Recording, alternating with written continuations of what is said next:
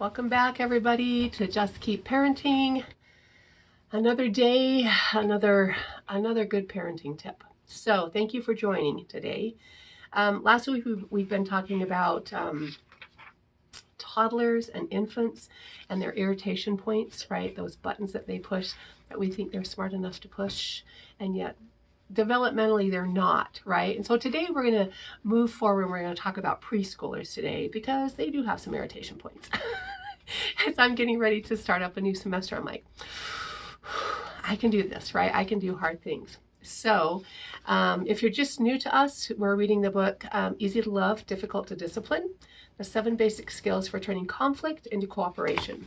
So we're talking about preschoolers today and those irritation points, right?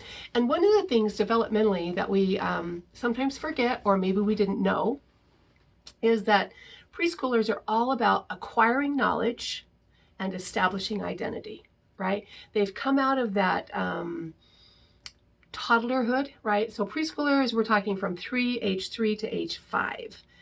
And so they really are, they've been struggling with this independence, dependence, right? And they're still in the middle of it, right? They're still having that battle, if you will, within their body, right? So they're still trying to develop that separateness from the adults, right? They are learning so much about their world, their body, right, themselves, and that their behavior has consequences, right? Before they hadn't really figured that out, but age 3, they really start to figure that out. They start to define themselves, right, in a group, and they start to practice appropriate social behavior. Before that, right, in that toddlerhood, if they wanted it, they would just take it because that's what they knew, right? And so now they're coming out of that, and it's beautiful to watch. I love the beginning of the year because they really are kind of coming out of that toddlerhood stage. And it's amazing to watch development in action, right? So the other thing that is really big for them right now is they're starting to figure out where they have power and where they don't have power, right? They're trying to figure that out for themselves. And if you know anything about preschoolers, you know that trial and error is a huge part of their life, right? So they perform these behavioral experiments over and over and over again till the point that you're like, I'm maxed out. I am maxed out. I'm going to go take a walk, right? I'm going to have some alone time, right?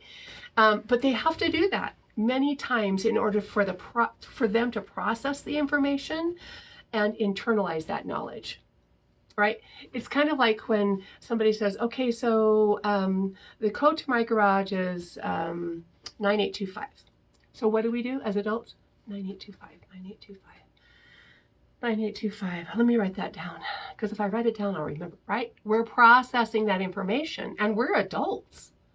So these little guys, right, those behavioral experiments, I love how the author, Dr. Bailey, talks about that, right? She calls them behavioral experiments over and over and over again. So they process and internalize. So as they learn about power and control, right, they use all kinds of tactics. Some of you may be going through that today, right? Sometimes they'll say, well, my teacher said, or my mom said this, or my dad said this. I get a lot of that. So I say to my parents, I'll only believe 50% of what they bring to school if you only believe 50% of what they bring home, right? Because they're trying, they've got this power. It's really a power struggle within themselves, right? They're trying to figure out how power works, who has it, what it is, right? And so sometimes they what we think might be lies, right? They're really not intentional lies, right? They're really, what she calls it is embellished wishful thinking, right? And so they're wishing, like if I say to them, okay, boys and girls, we're not going to go outside today because it's raining. My mom said I could go outside if it's raining. Well, actually, because they're trying to exert that power, right? They know that their mom has lots of power. And so they just don't understand that their mom doesn't have the power to decide whether we go outside or not, right? Because they're still trying to figure that out. Many times, what the parents hear is, Miss Dory said we could do this. Well, at school, Miss Story did say that, but she doesn't have the power at home, right? So they're trying to figure out these, the ways, the places that they have power, right? I think in one of my earlier videos, we talked about the little boy that was sitting at the carpet with another little boy, and he said, "What the hell?" And the little boy said, "You mean what the heck?" He said, "No, what the hell?" And so then later on, his grandma called and said, "Did we have this discussion today?" And so I talked her through how I had kind of said, well, this is a place that we say, what the heck? Because sometimes what the hell hurts people's hearts. And she said, oh, okay, that makes sense. Because this little boy was at the park and he looked at her and said, "Grandma, do I say what the hell or what the heck at the park?" Right? So there again, he's trying to figure out not only environment, but like power-wise, what do we do here, right? So they're grappling with that. They're grappling with that power, what it is, how it's used, and who has it. Okay? So many times they resort to that higher power. Oh, my mom said, oh, my dad said, right? And so sometimes they go to mom or they go to dad and say, "Mom said," or "Dad said," right? So they're kind of playing us against each other.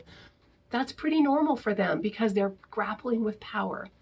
Okay, so in the book, there's a great example about Maggie and Cassandra, and I'm going to read it because this happens all the time in our classroom. And I think she just talks about it in such a great way that it needs to be read. So they're playing in dramatic play, right? And Cassandra, who is big and domineering, and Maggie, who is usually shy and sensitive, play together daily. Today, though, Maggie is not in the mood to take orders for long. Remember, Maggie's the smaller one. "You be the baby," said Cassandra to Maggie. "I will be the mommy getting you ready for school. Lie down in bed. I'll tell you when to get up." Maggie stretched out and pretended to be asleep. Cassandra soon said authoritatively, "Wake up, baby. It's time for you to go to school. Come in and sit in this chair for breakfast." Maggie got up, went to the table, and shouted, "Bring my food now. I want my food." This annoyed Cassandra, who said, "You can't talk. You're a baby."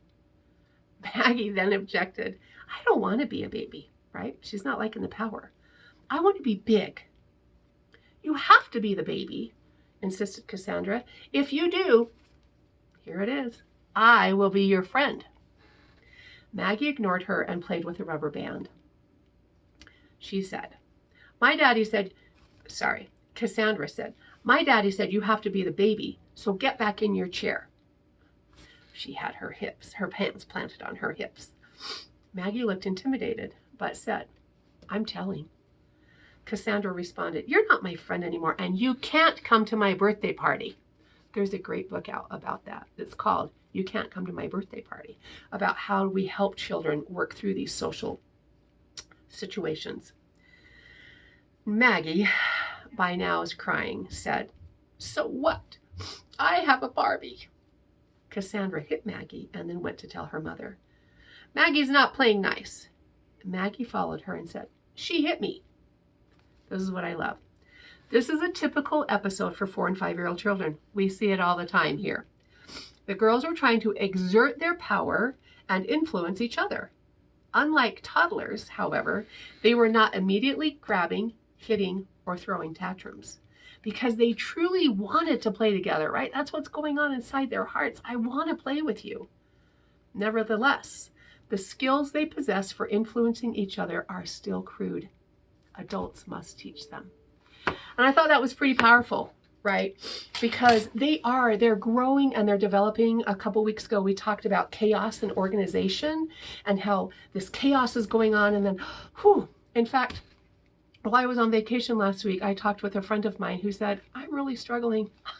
She is 3.5 and she is pushing all my buttons," right? And so we talked through some situations about what we could do instead, right? Because she was frustrated at herself. She was yelling. She's not like to yell. And so we talked through some situations, some scenarios that they'd seen at home, and we kind of did a little rewind and what we could do differently next time, right? So I love the fact that we call it what it is. Their influential skills are crude, right? They need to be taught, right? So let's talk about the irritation points with this age group from 3 to 5, right? The simplest routine may trigger total rebellion. Have we seen that, right? 3.5-year-olds completely, right? They just melt, right? And they are just like, nope, not doing it, not doing it, right?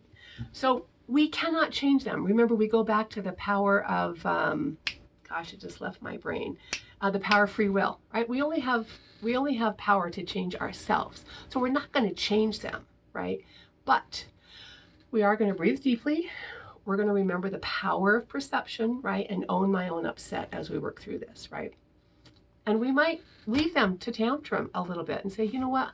I can tell that this is not a really good time for you to talk about this. So mommy's going to go in, do what she's doing, fix breakfast, change my clothes, do whatever. And I'll be back and see how you're doing, right? So that total rebellion, know that it happens. 3.5-year-olds is when it spikes.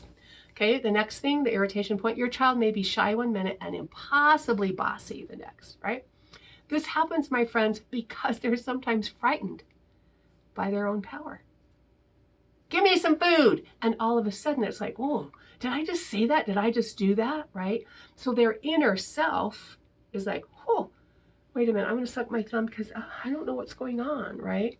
So impossibly shy to impossibly bossy, right? It's typical, but it is an irritation point for us.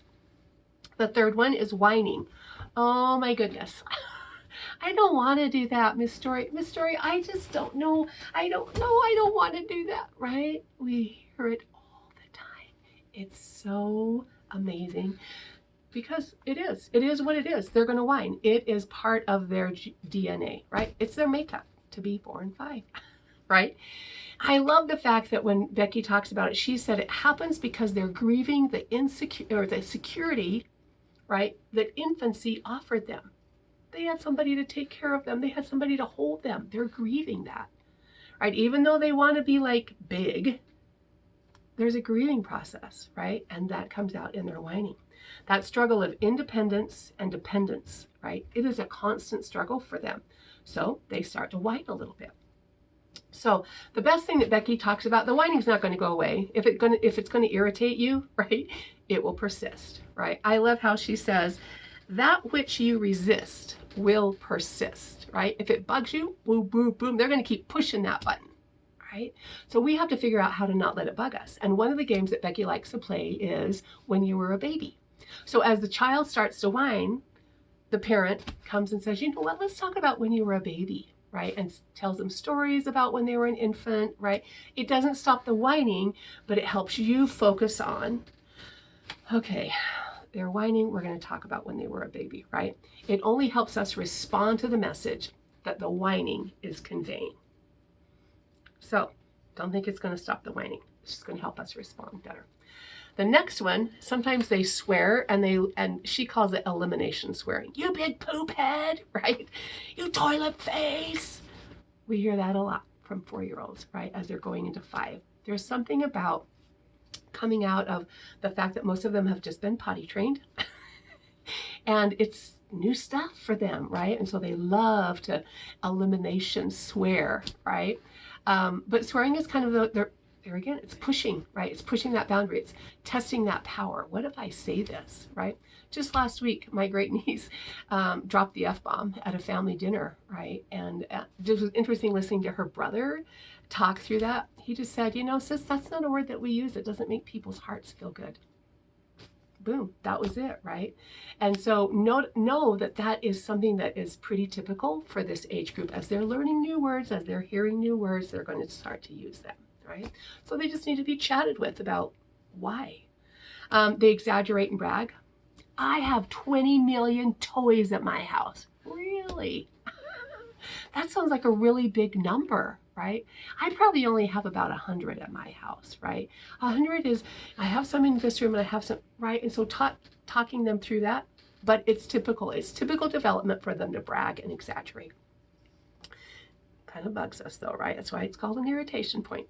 The next one is they're pretty aggressive with friends and their siblings at this stage, right?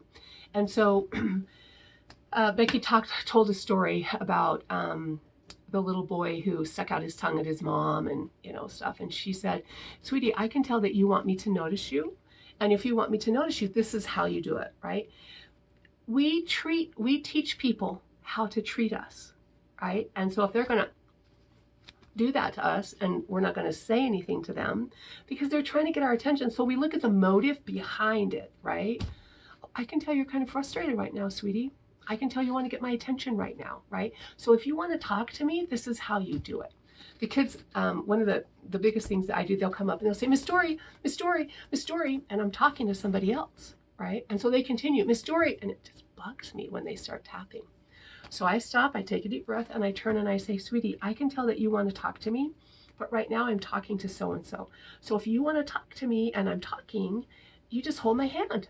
And that way, that communicates to me that you need to talk to me when I'm finished. But I'm not going to stop talking to so-and-so just because you're tapping on me. So what do you need to do if you want to hold your hand, right? And it takes them, that behavioral experimentation, it takes them 4 or 5 times, right? But I'm patient as I talk with them and say, sweetie, I don't like it when you tap me like that.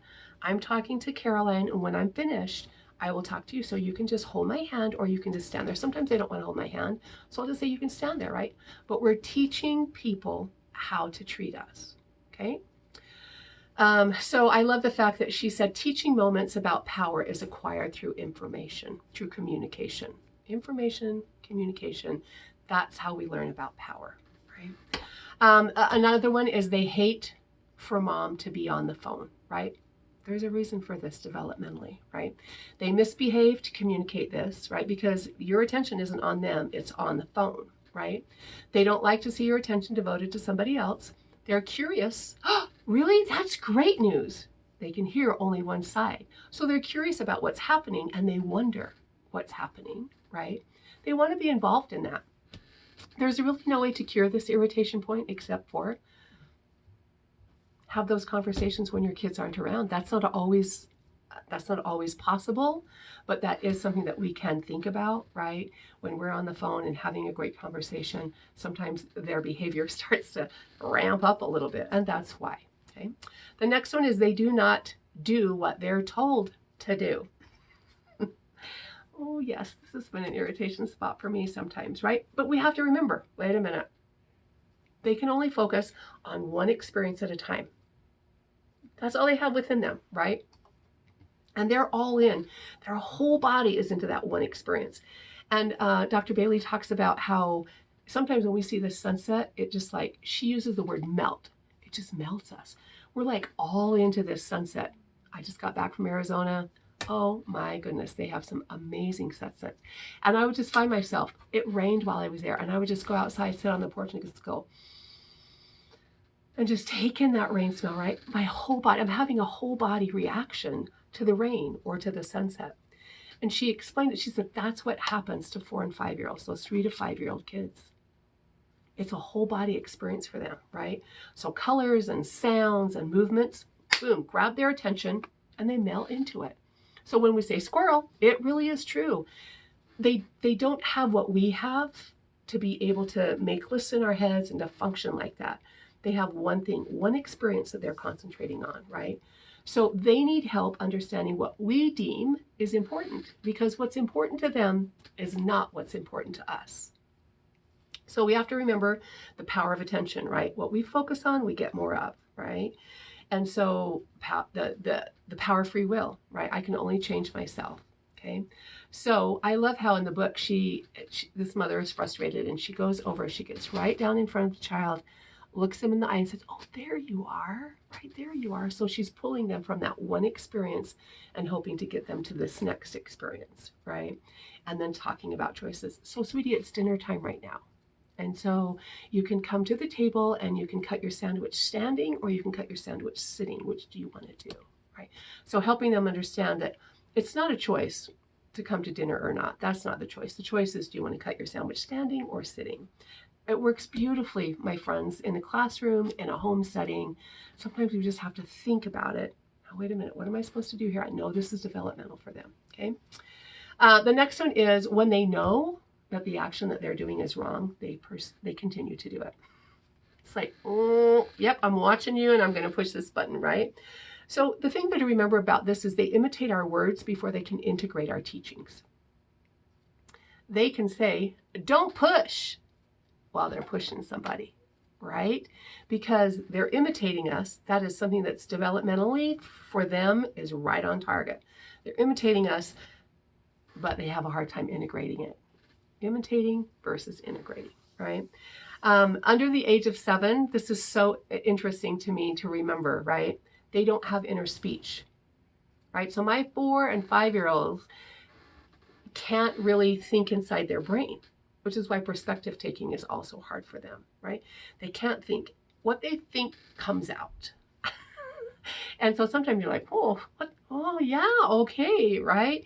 But by 8 or 9, then they can use those concepts conveyed by language to override their own impulses. But before 7, they can't do that. Interesting way that she talked about, ask your child if they can lip sync to a song.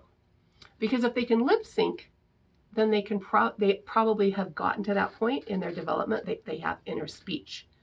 But it typically does not come on until at least 8 or 9, sometimes as early as 7, right?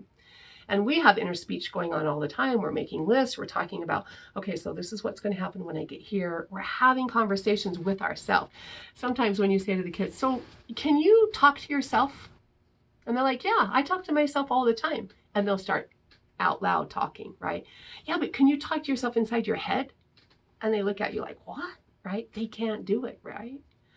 So developmentally, sometimes we're asking them to do things that they can't do yet. All right. The other thing is they can't process the words, our words, as quickly as we say them, right? Even though they've got lots going on in there and they're so stinking smart, processing takes them some time. We can spit it out really quickly, but processing takes time when they're this age. So check out the lip sync and see if they can do that, right?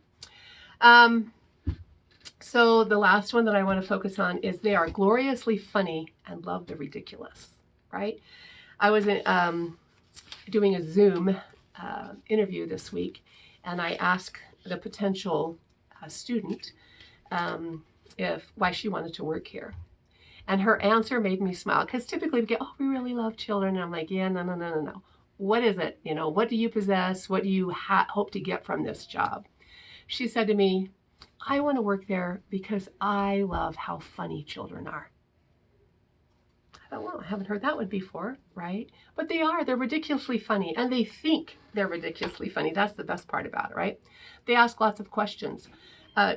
Dr. Bailey talks about how she was in the restroom once, and she heard a child and her mother, and the mother kept saying, how come the toilet paper's on a roll? What's this box right here? How come our suitcase is in here? And just like, anyway, and the little girl popped the doll under Dr. Bailey's stall, and the mother apologized. And she said, oh, that's great. It's hard to be 4, isn't it? And she said, how'd you know my child is 4? And she said, because developmentally, that's where they ask so many of those questions.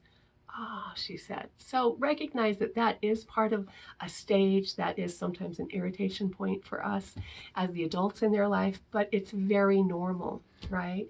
And so just think about all the wonderfulness that we have from those 3 to 5-year-olds. Recognize that we do have irritation points, right? And what can we do to help ourselves as well as have teaching moments for those children? That's our goal this week, my friends, just to have a conversation, a teaching moment, and recognize this may be an irritation point for me, right? So carry on, just keep parenting, and make it a great day. Thanks for joining us.